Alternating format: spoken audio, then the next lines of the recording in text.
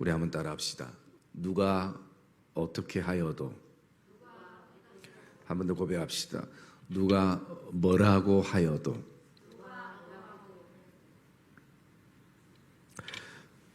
이 땅의 모든 것은 시작이 있으면 반드시 끝이 있습니다. 그것이 세월이든 또 시간이든. 우리가 7시 반에 예배를 들으면 반드시 이 끝나는 시간이 있을 거예요. 달력도 1월이 시작되면 그 세월의 흐름 속에 12월의 마지막이 오게 되는 것입니다. 책도 마찬가지입니다. 첫 페이지가 있으면 반드시 마지막 페이지가 있는 것이고, 여러분 성경도 그렇지 않습니까? 이 땅의 시작 창세기가 있고 이 땅의 끝이 계시록이 있는 것이고, 우리가 이 땅에 접하는 것만 처음이 있고 끝이 있는 것이 아니라 우리의 인생도, 우리의 믿음도, 우리의 신앙도 처음이 있으면 반드시 끝이 있는 것입니다. 우리가 그 끝의 시간은 알 수가 없지만 반드시 우리는 주님이 재림하시는 그날이 있음을 믿고 신앙의 삶을 살아가고 있습니다. 그래서 가장 어려운 것이 있다면, 또 가장 혼돈되는 것이 있다면 이 바로 마지막 종말에 대한 신앙의 어떤 부분입니다. 그래서 거기에는 참 많은 이단들과 사이비들이 파생되어 생겨나기도 하는 것입니다. 오늘 우리가 읽은 이 본문의 어떤 내용들도 바울이 교회를 향해서 염려하면서 사입이나 이단에게 그 현혹되거나 미혹되지 말라라는 것을 고면하고 있는 것이죠. 여러분, 기독교의 역사도 깊지만 그와 파생되어 있는 이단과 사이비의 역사도 참 함께 가는 것이죠. 마치 아름다운 곡식만 자라는 것이 아니라 그 옆에 어쩔 수 없이 쭉정이도 함께 커가는 것처럼, 그러나 언젠가는 뽑히는 날이, 주님의 그 재림의 날이 반드시 온다라는 것입니다. 우리가 이런 날씨를 보면 대충 날씨를 그 특징을 보면서 오늘은 어떤 날씨겠다라는 것을 짐작하는 것처럼, 우리가 이런 어떤 마지막 때에 대한 그 특징이나 징조들은 좀 가슴에 품을 수 있어야 돼요. 여러분, 한동안 1992년 90년대 92년쯤에는요 한참 한국에 뭐가 많이 부르냐면 종말에 관한 그 메시지나 계시록에 관한 내용들로 많은 집회들이 있었습니다. 그래서 그 세대주의 종말론을 주장하는 사람들이 그 강의나 그것에 굉장히 인기 있었어요.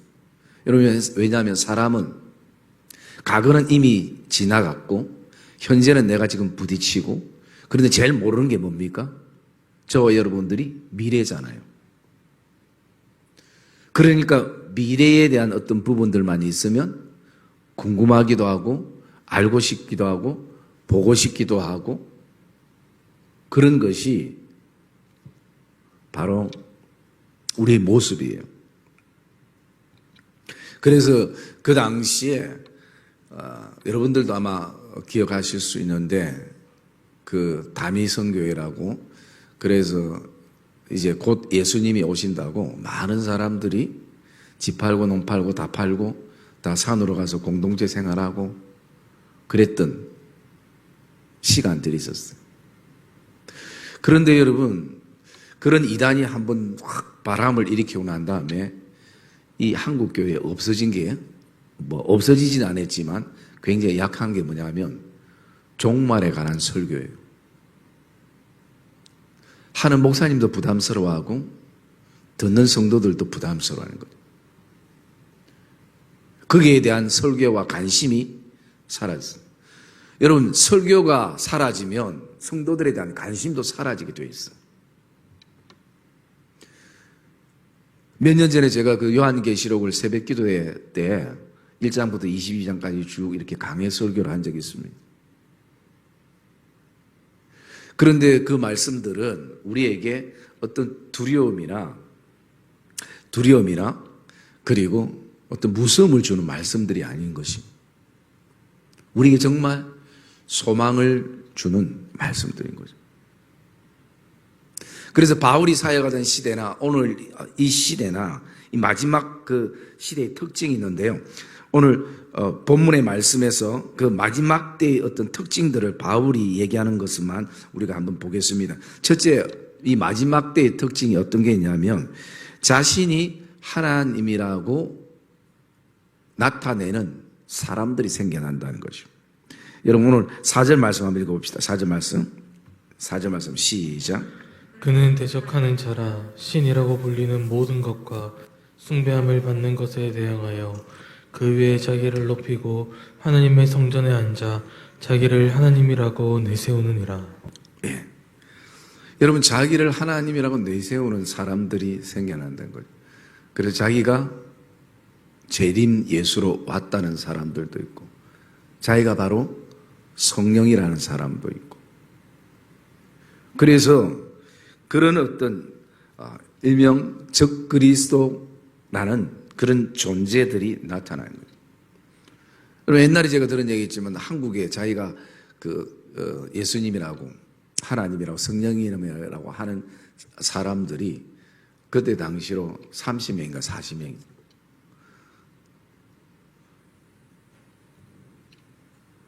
성경에도 분명히 그렇게 있습니다. 하나님의 성전에 앉아 자기를 높이면서 하나님이라고 내세우는 자들이 있다는 거예요. 그게 특징이에요.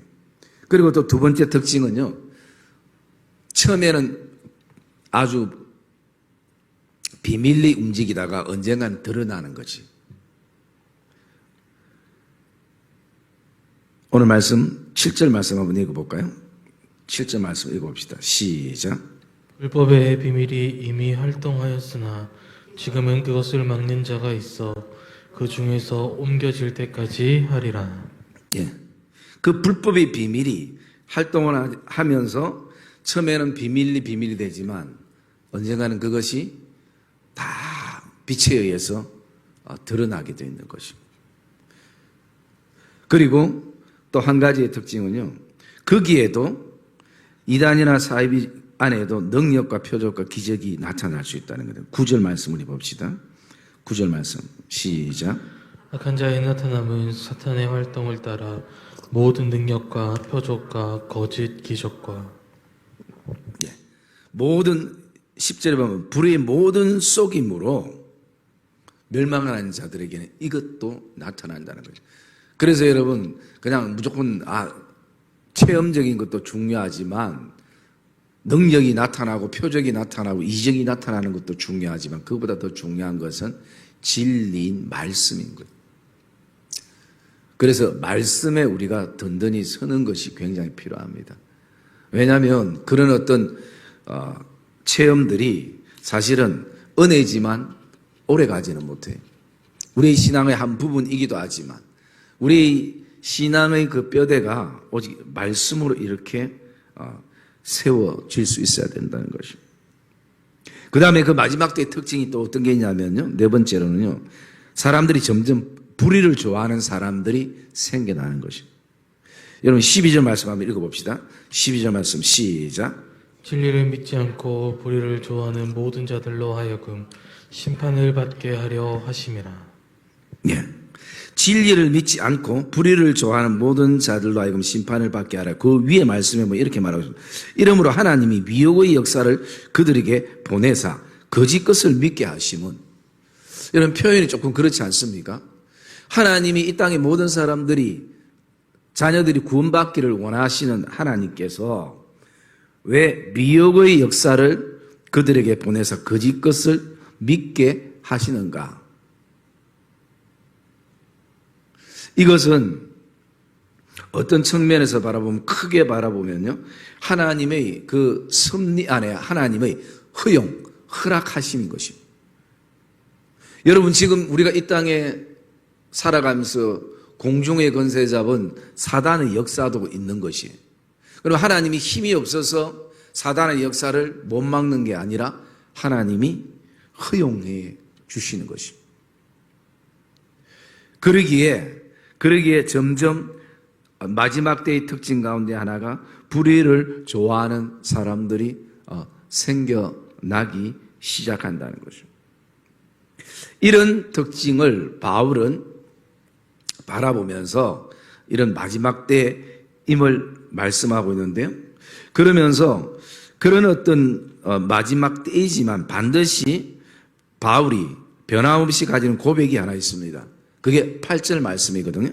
8절 말씀 한번 읽어봅시다. 8절 말씀 시작. 그때의 불법한 자가 나타나리니 주 예수께서 그 입의 기운으로 그를 죽이시고 강림하여 나타나심으로 패하시리라. 아멘. 여러분, 하나님의 그 심판의 때는 반드시 예수 그리스도께서 강림하셔서 나타나셔서 모든 불의를 패하시는 그날이 온다는 것을 바울이 고백을 하고 있습니다.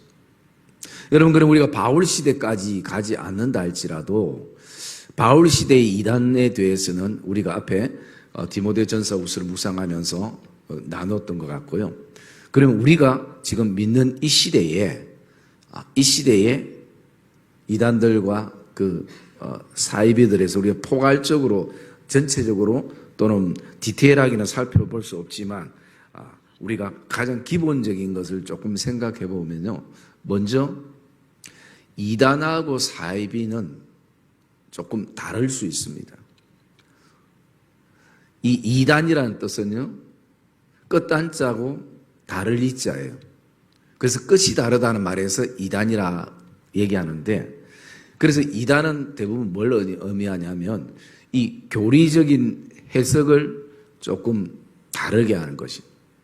그런데 그 해석이 다르다는 것이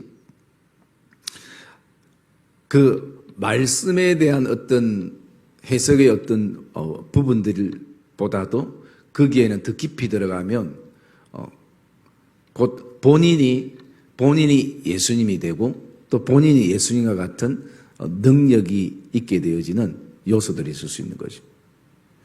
그래서 처음에는 다 비슷한 것 같은데 그 끝이 다를 수 있는 거죠. 그 다음에 또 우리가 이단 말고 사이비가 있는데 이 사이비는 같을 살자 아닐 빗자. 이 얘기는 뭐냐면요, 옳은 것 같은데 나중에 보면 틀린 것이, 같은 것 같은데 자세히 보면 다른 것이. 그래서 이 말 그대로 사이비는 사이비인 거지. 그런데 여러분, 저는 이렇게 이 이단들의 상황들을 바라보면서 처음에는 말 그대로 이단이었다가 나중에는 이 사이비와 접목된 이단 사이비 종교도 많을 수 있는 것이. 그러기에 우리가 이런 어떤 이단과 사이비를 이렇게 구별하고요. 보통 자신이 교주가 되고 자신이 성령이 되고 예수님이 되면 다 사이비라고 우리가 보면 되는 거예요. 그런데 여러분, 이거를 당장 내가 예수님이다, 오늘 몇 번 만나가 1년 신앙생활했는데 내가 성령입니다, 그렇게 하진 않아요. 차곡차곡 빠져들 수 있도록 단계가 있는 거예요, 대부분. 그리고 여러분, 이단과 사이비의 특징은요, 모든 신앙과 모든 가정에는 이 신앙의 수준의 레벨로 그렇게 갈라놓은 부분들이 굉장히 많이 있습니다. 그래서 내가 어쨌든 죽도록 열심히 해서 빨리 다음 레벨에 들어가거나 올라가야 되는. 그러면 우리 안에 이런 질문들을 던져볼 수 있습니다. 이단과 사이비가 우리에게 참 악영향을 끼치는데 왜 이단에 빠지는가? 아마 뭐 여러분 가족은 아닐지라도 지인이나 친구나 참 아끼는 사람들이 이단에 현혹돼서 있는 사람들이 있을 수 있는 것입니다. 뭐 저는 이단 연구가는 아닙니다만 제가 개인적으로 묵상할 때 거기에 한 몇 가지 이유가 있습니다. 첫째는 뭐냐면요, 갈급함이 있기 때문인 거죠. 말씀을 좀 더 깊이 알고 싶어하는, 말씀이 그 기성교회에 채워지지 않는 그런 목마름을 가진 사람들. 그러기에 뭐 우리 교회 목사님은 말씀 이렇게 뭐 풀어주는 게 뭐 시시하기도 한데 이단에 가면 막히지 않고 막 쫙쫙쫙쫙 뭔가 시원하게 풀어주는 것 같거든요. 그런 어떤 부분들이 있게 되어지는 거죠. 그리고 또 두 번째는요, 기성교회 목회자들과 사람들에게, 성도들에게 실망하고 그리고 또 상처를 받아서 기성교회 자체를 거부하게 되어지는 경우, 그런 경우에 의외로 그런 사람들이 교회를 신앙생활 안 하거나 아니면 또 다른 그런 곳에 쉽게 현혹될 때가 있는 거죠. 그래서 세 번째, 가장 제일 핵심이고 중요한 부분들인데요, 그건 뭐냐면 바로 이게 육적인 문제나 정신적인 문제나 현실적인 문제가 아니라 영적인 문제이기 때문인 것이죠. 그 얘기는 뭐냐면 오늘 본문에도 나오지만 미혹하는 영이 있기 때문인 거죠. 그래서 여러분, 우리에게는 정말 뭐 이 땅에 구하는 기도도 우리가 참 많이 했지만 최소한 거기서 한 20%는 하나님 이 시대에 영적 분별력을 달라고 기도해야 됩니다. 분별력이 없으면 분별을 원하는 거죠. 왜? 똑같이 광명한 천사의 옷을 입고 똑같이 나를 사랑하는 것처럼 얘기해주고 똑같이 진리인 것처럼 얘기해주기 때문에 분별력이 있어야 돼요. 여러분, 우리 교회는 이단들이 아무리 시끄럽게 하는 그 연도에도 시간에도 우리는 뭐 밖에 뭐 신천지 출입을 금합니다. 한 번도 티켓이나 포스터를 붙여본 적이 없어요. 그 이유에 대해서는 제가 좀 이따 또 설명을 드리고요. 그래서 오늘 그 미혹하는 영, 왜냐하면 여러분, 이단들 안에도 의사들, 박사들, 교수들, 경제학자들 엄청 많습니다. 우리가 생각할 때는 왜 저런 지식인들이, 저만큼 배운 사람들이 왜 이단에 빠질까? 이해 안 될 때 많잖아요. 뭐 내같이 좀 덜 배우고 모질하면 뭐 그래 흔히 빠질 수도 있는데, 그런데 왜 그런가? 그거는 바로 미혹하는 영 때문인 거죠. 미혹하는 영에 빠지면 의사, 박사, 뭐 학자, 교수, 뭐 목사 의미 없습니다. 하나의 자기 자리이지 어떤 것도 의미 없어요. 그래서 여러분, 우리가 첫째는 자녀를 위해서 기도할 때 자녀가 예수를 잘 믿어야 되고, 또 두 번째는 분별력을 달라고 기도해야 돼요. 날마다 뭐 자녀 직장이나 또 뭐 결혼이나 일터나, 물론 우리 기도의 제목이죠. 일용할 양식을 위해 기도하는 것, 그게 전부가 되어서는 안 되는 거죠. 그리고 다 가지고 그렇게 돼서는 안 되겠지만 혹시라도 이단에 빠지거나 그러면 무슨 의미가 없는 것이요.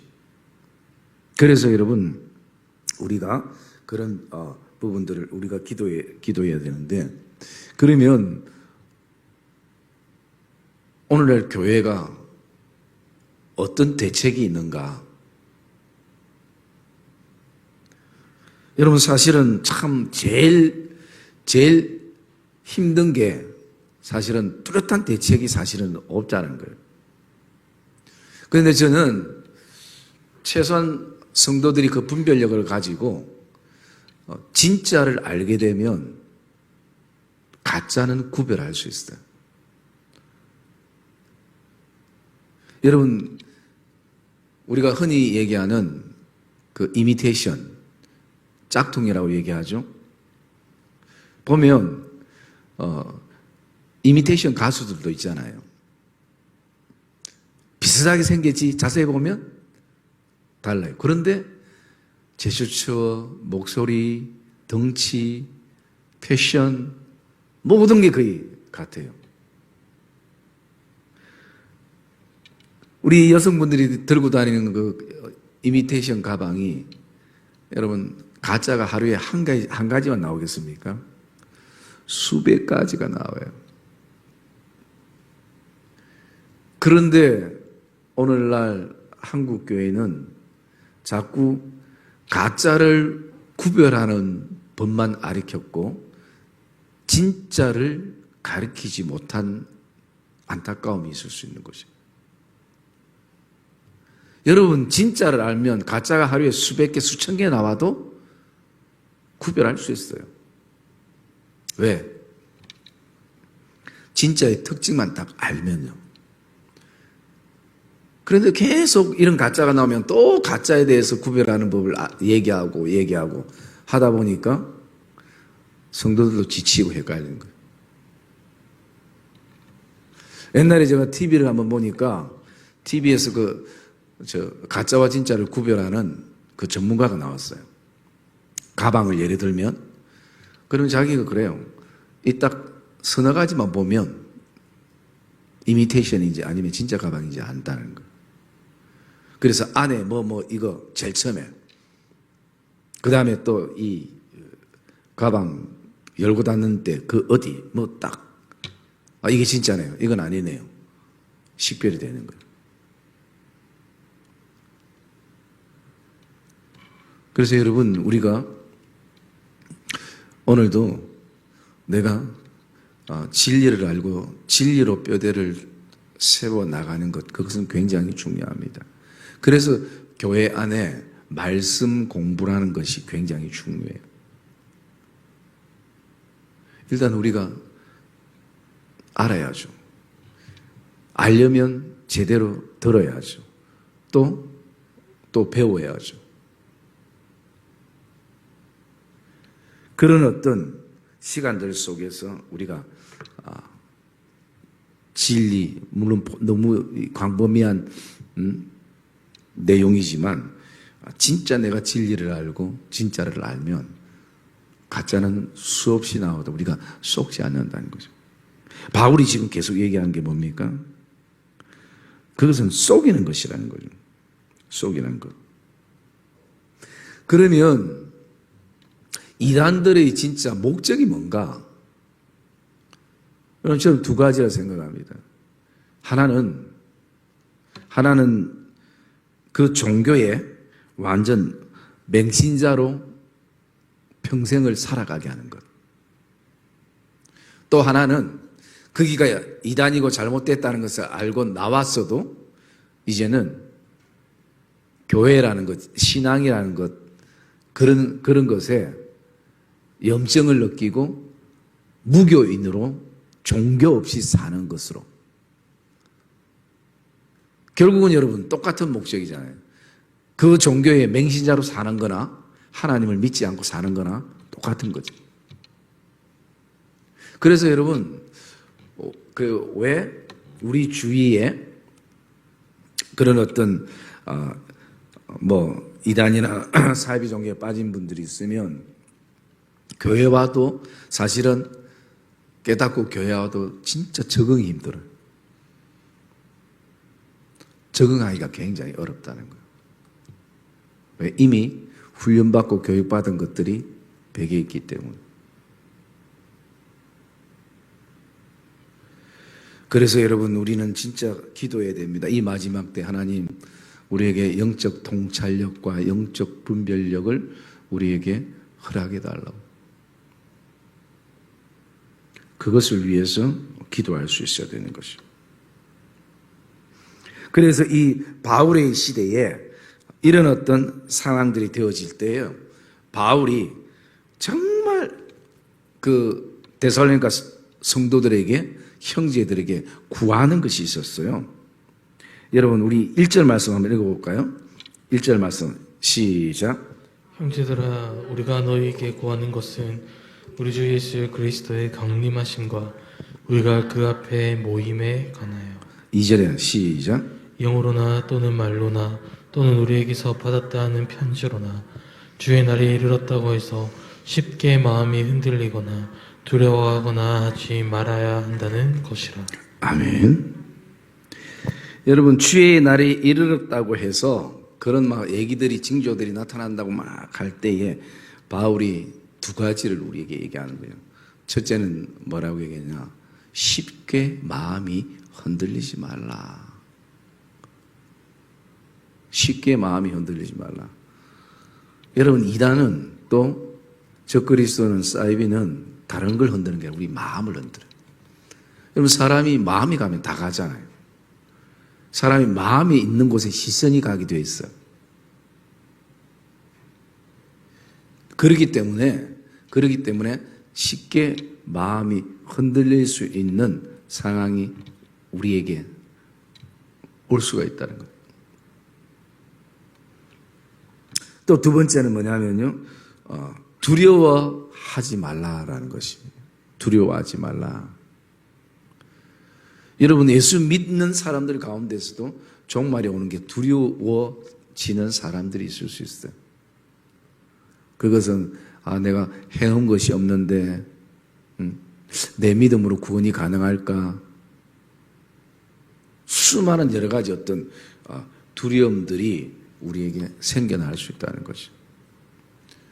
그래서 바울이 마지막 때를 살아갈 때 성도들이 이 두 가지를 기억하라는 것입니다. 쉽게 마음이 흔들리지 말라. 그리고 두려워하지 말라. 그러면서 바울이 3절에 굉장히 중요한 얘기를 합니다. 3절 말씀 한번 읽어봅시다. 3절 말씀 시작. 누가 어떻게 하여도 너희가 미혹되지 말라. 먼저 배교하는 일이 있고 저 불법의 사람 곧 멸망의 아들이 나타나기 전에는 그날이 이르지 아니하리니. 예, 바울이 뭐라고 얘기합니까? 누가 어떻게 하여도라는 것이. 누가 어떻게 하여도. 이 말로 바꿔보면 누가 뭐라고 얘기해도, 누가 뭐라고 얘기해도, 내일 세상의 어떤 끝이 온다고 얘기해도 우리 안에는 바울의 권면은 어떤 권면입니까? 쉽게 마음이 흔들리지 말고, 또 반대로 두려워하지 말라. 그것을 바울이 오늘 권면하고 말씀하는 것을 보게 되어집니다. 여러분 꼭 예수님의 재림의 때나 또는 이단이나 사이비에 대해서가 아니라도 우리가 살아가는 삶의 환경과 상황 속에서도 이 적용을 좀 가져봤으면 좋겠습니다.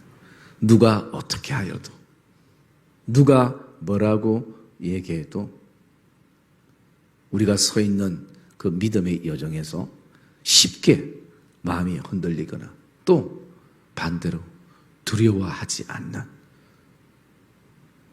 그 굳건함이 오늘 저와 여러분의 믿음의 여정이 되시기를 주님의 이름으로 축복합니다. 여러분 환경과 상황과 어떤 일로 우리의 마음이 막 흔들릴 때가 있습니다. 두려움이 우리에게 엄습해 올 때가 있습니다. 그때 여러분 이 말씀을 기억했으면 좋겠습니다. 누가 어떻게 하여도, 누가 뭐라고 하여도.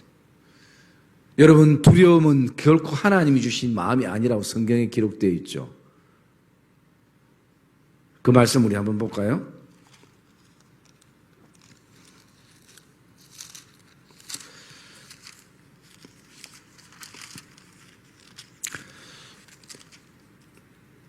그 말씀이 어디 있나요? 디모데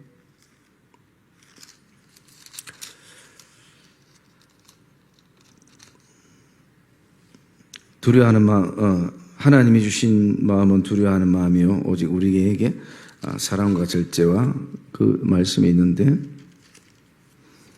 여러분 집에서 찾아오세요.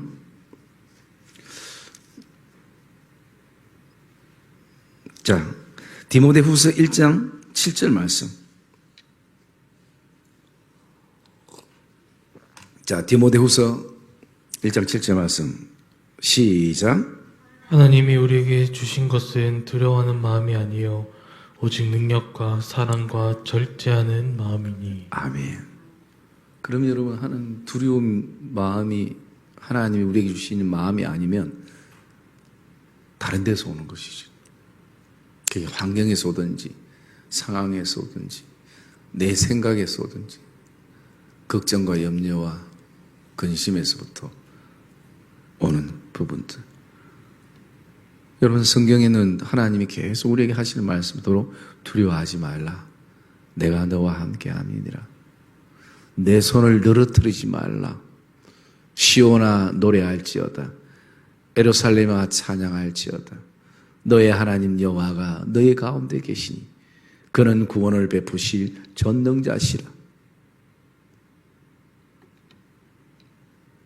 그래서 여러분 성경학자가 이 두려워하지 말라는 말이 대체 몇 번 나오는지 찾아보니까요 365번.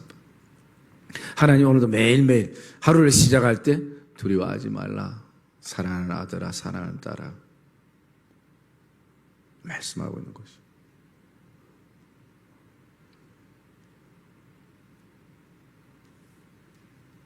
내가 너를 도우리라. 오늘 저와 여러분들이 천지는 변하고 세상은 달라져도 우리의 믿음의 그 걸음들은 굳건한, 누가 어떻게 하여도 누가 무슨 말을 해도 쉽게 마음이 흔들리거나 두려움에 놓이거나 하지 않는 믿음의 굳건함이 우리의 신앙이 되고 우리의 믿음의 여정들이 되는 복된 성도들의 삶이 되시기를 주님의 이름으로 축복합니다.